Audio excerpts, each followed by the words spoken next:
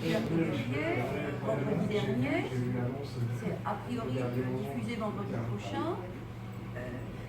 Ceux qui le fréquentent ou qui l'ont côtoyé, ils commencent très sympa. En hors champ, évidemment. L'entretien commence. Et il me dit alors, Pygmalion, et c'était parti.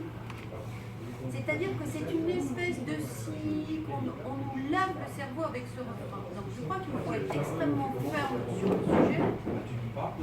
Je serais tentée de dire, plus on insiste sur ce sujet, plus ça ne prouve qu'une chose, c'est qu'effectivement il est le meilleur et que sur les éléments programmatiques, il est très difficilement attaquable parce qu'on le verra au deuxième débat, notamment, on le voyait un peu au premier, mais on le verra davantage, je pense, au deuxième.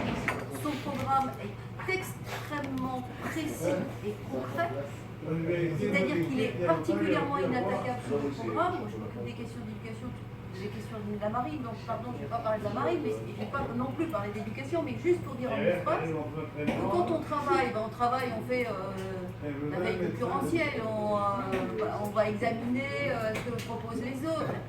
Ce qui me sidère, c'est à quel point ça manque de précision.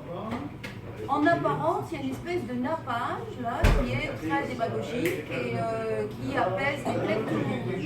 Si on creuse, il n'y a rien. Il n'y a rien de concret. Comment on fait pour telle situation? Comment on fait pour l'absentéisme des profs? Comment on fait pour l'absentéisme des élèves? Comment on fait pour les parents qui? On ne trouve rien, parce qu'il n'y a rien. Ce que je veux dire, c'est que du coup, forcément, c'est toujours comme ça, il est attaqué sur le plus nébuleux, sur le plus fantasmatique. Parce que là, effectivement, le fantasme par nature, c'est ouvert. On met le curseur, on montre. Et je pense qu'il faut être vraiment très calme et serein et tranquille, mais définitif sur le sujet, et faire toujours cette réponse qui est de dire.